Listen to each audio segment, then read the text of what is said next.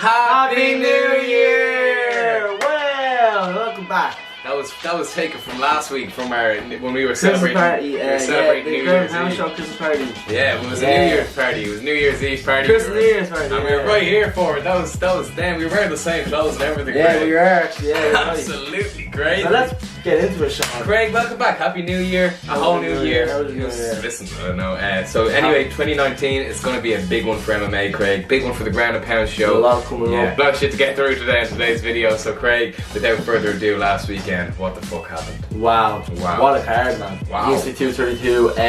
Despite everything that happened last week, lived up to the hype. It was a great card. Never mind about moving the card. John Jones did fucking peak the ground out for fuck. It was a good night. It was a good night. Great fights. Great night a lot of of finishes. Absolutely. Gus turned up to the weigh-ins with an anti-doping shirt on. Yeah, he was not too plus one bit. But then we got into the fights, Craig, the following night, and everything. We forgot about everything we've up to. All the controversy. From bottom to top. Oh my good lord. On the prelims, of course, we had some fantastic moments. We had Mr. Uriah Hall, an amazing comeback. 2 rounds down. Yeah, absolutely. And did a fantastic speech about mental health and his sister, and how he wants his sister to keep fighting. Really beautiful, powerful stuff from Uriah Hall, who he's fantastic, but of course he's not good enough to beat fucking Kelvin Gastelum in that season of The Ultimate Fighter. Like, what? But he did have the fucking best knockout though. Yeah, so. Oh my good lord, did he? Whoa. So a lot of history. That's scary stuff. Obviously, also on the prelims, Russian Peter Yan stretched to 3-0 in the UFC. He looked exceptional. Very impressive. Very exceptional. He just showcased all aspects of MMA and got a dominant victory.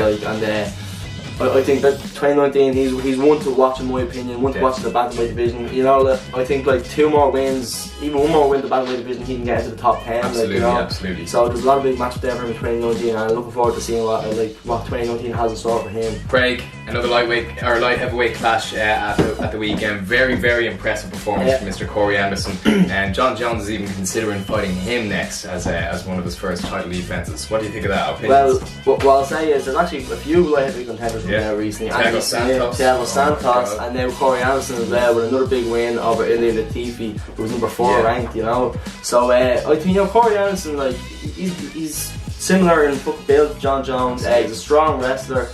You know, like I don't think he has a chance, but you know, like you have to find a contender somewhere there, 205. So what a difference a year makes for that division. I mean, last year light heavyweight was one of the worst divisions in the entire company, and now out of nowhere the King is back, and next thing all of the challengers have arisen. I mean, some serious killers in that. A lot of killers, but there is a serious gap between the top 3, John Jones, Gustafsson, and Cormier, and the rest of the division, and even between Jones and Cormier and the rest of the division, there's a big gap. Absolutely. You know, BJ Penn and Carlos Condit both taking losses, both to some fantastic. Both fantastic submissions, of course, Ryan Hall, fantastic submission artist. I mean, we've almost forgotten how good when he grabs a hold of your leg, he's not letting go, man. You know, he just wrenched in that heel hook. He just rolled into it, wrenched in that heel hook, and DJ tapped out straight away. And as much as I hate to say it, Michael Kies looked fantastic as well. He looked very good, very healthy.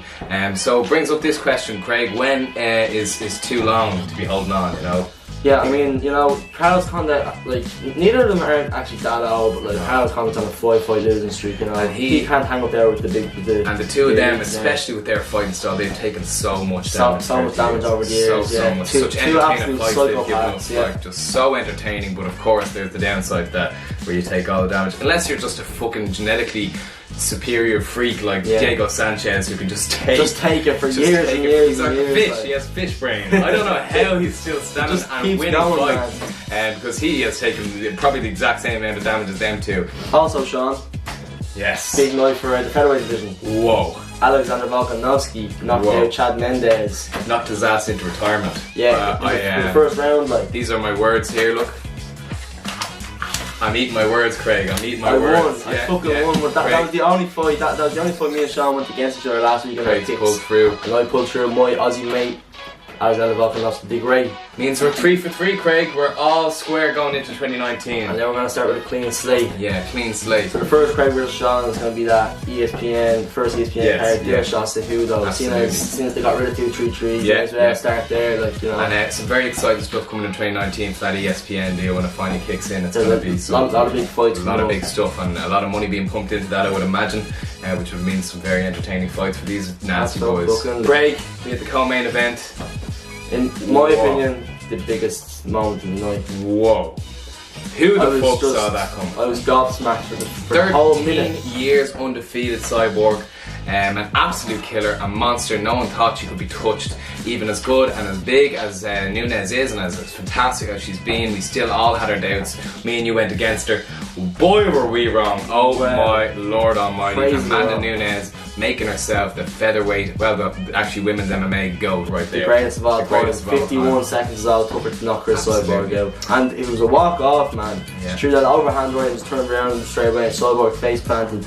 It was just a massive class from Nunes. You look at her resume that she has right now, fighters that she's defeated. Misha Tate, Ronda Rousey, Valentina Shevchenko, Chris Cyborg. I mean, like, she's only lost one fight in the UFC against Kat Zingano. That was years ago. But like, she is 100% without a doubt the greatest female mixed martial artist of all time. Such a damn shame that that fight was overshadowed by the whole controversy that was going on with the picograms and all that bullshit. Because if people kind of forgot about it. If they ever do fight again, of course, there's talks now of Cyborg leaving the UFC completely once her contract is up. I think it's already ran out now at this stage. There's talk of her going somewhere else. She does want a rematch though. Well, if she does get that rematch and we finally get to see that fight, I hope a bigger deal is made out of it, because that is just so important, that fight.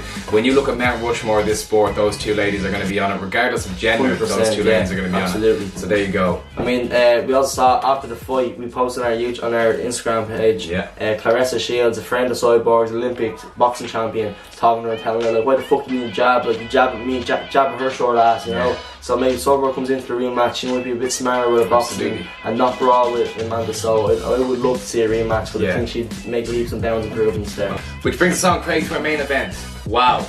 Another very impressive performance from the man. The King is back. I mean, there's not much more we can say except a clinical, phenomenal performance from John Jones. Didn't look in trouble at all. It was really, really impressive. After the fight, he calls out, of course, Mr. Daniel Cormier.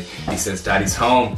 You're walking around with that fake belt. Come get the strap." Of course, he wants Daniel to fight him at light heavyweight. A lot of people are asking him, would you consider moving up to heavyweight? Do that for your legacy. Much rather see that heavyweight. Yeah, of course, it would be very interesting to see if Daniel has that advantage. You know, could it really go a different way? I personally don't think it would go any different way. John says that he doesn't want to ruin everything for Daniel. That's his reason for not going to heavyweight. So he says, if I go to heavyweight, I take his heavyweight title from him. Everyone knows he's not the real light heavyweight champion. So really, you call him the champ, and he won't be one of the goats there. Like, John Jones would really kick him off the throne there. That would really be horrible, wouldn't it? But of course, it would be absolutely fascinating to see a heavyweight clash between them two. Whoa. I think it would be. I'd personally love to see that, because we've already seen the fights at light heavyweight. You kind of know how it's going to go down. Daniel Cormier's home seems to be heavyweight. Exactly. So I would love to see him like in tip-top shape at heavyweight and take on John Jones. I also think Daniel would really struggle to make light heavyweight now at this stage. Yeah, I mean, he's been coming in at 240, 250 pounds the last two fights. So you know, he's a big boy now. So. Big old hitter, baby. Hey, some bizarreness went on New Year's Eve. Floyd Mayweather, he took on Tenshin Nasukawa. A lot of people forgot it was happening. I know. It was cancelled. You had to remind me. Yeah, the lads actually forgot. I reminded them all, but yeah, it was cancelled. It was put back on New Year's Eve. Floyd Mayweather, Tenshin Nasukawa, 3-round exhibition boxing match. Very strange. And you know, people are cut down the middle about this. You know, was it a fix? Was it an actual fight? I don't think it was a fix. A lot of people do. Rory McDonald's come out, a lot of MMA fighters saying that they think it was a fix. I just thought the whole thing was bizarre. Of course, Floyd was able to pick so many different things about this fight. The type of gloves. He was 20 pounds heavier than Tenshin coming into the fight. He's so much bigger than the dude. So much bigger than the dude. He was doing the dances, so none of it felt right at all. So I don't think it was a fix. I just think the whole thing was really strange. I think what happened was, if you look back on the fight, right, I think what was going to be an exhibition match, but Floyd got pissed off. Tenshin landed like kind of a big left hook on Floyd. I think that ticked him off a bit. So Floyd decided, like, you know, fuck this kid, man. I'm gonna get out of this ring, and he just embarrassed him and made him cry after. Floyd went in for a minute and a half, 2 minutes, and came away with $9 million. Like. Exactly. And Tenshin tweeted saying that he would avenge Conor McGregor months ago. I'm afraid that did not. He did a lot worse than Conor McGregor. Way worse than Conor McGregor. But hey, maybe at least they weighed the same fucking amount at that fight. Also, New Year's Eve, Sean, at Roy's in the main event, we had Kyoji Horiguchi taking on the Bellator bantamweight champion Darren Caldwell for the inaugural Roy's bantamweight championship.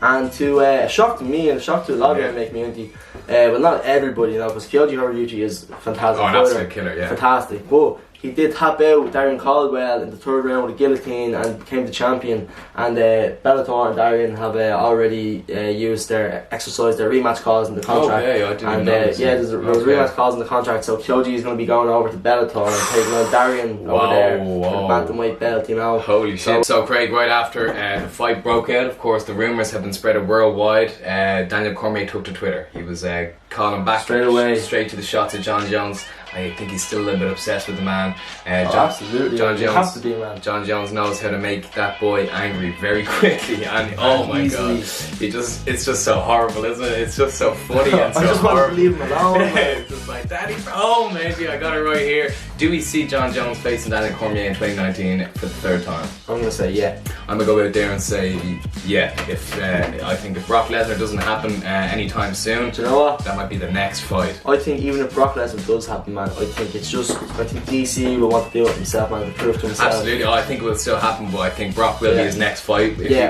can get that. I think and I hope so. That will be his next fight. Yeah. But I think, you know, all this talk of DC retiring and like he's happy with going out retiring without like beating John Jones, fighting him again. I think that's bullshit. DC is one of the most competitive people in the sport, man. So he will want to. He will not want to retire without fucking taking on John Jones. And if he has to, he will go back down to light heavyweight, and he will make sure that he can make that weight and come in there healthy and fight. He's just too damn competitive. He's just the picture perfect man who just wants to compete all the time. That's what he just wants to fight, man. And breeds for his competition. He just wants to prove that he's one of the best of all time, which he already is, man. But if he fights John Jones, beats him, that there's no doubt about it. Just look, there's an asterisk on John Jones over the whole freaking PD shit. There's an asterisk over DC because he hasn't beaten John Jones. Like, never mind about failed drug tests and all for a second fight. Still beat him and knock him out, man. Craig, that's it for this week's show. Thank you so much for joining us. You can follow him on Instagram at Gareth_Sweeney, at Craig O'Hara. No, it's not. It's at O'Hara now. At Craig O'Hara 16. At Donald Sean Carey, at Ground and Pound Show. Have a fantastic weekend or something. I don't know. We'll catch you guys in 20 next. Catch you next year. I'm writing, producing, I mix it, I master, I'm building my craft, and I'm not looking back. I've been going doing things I wanna do when I want to. Everybody wanna get a win, but they not do. Everybody wanna copy you, but they not you. Everybody wanna be cool, but they not new. Whoa, look how I go. Gonna be a dentist, I still got the flow. Never gonna lose, cause I'm still doing both.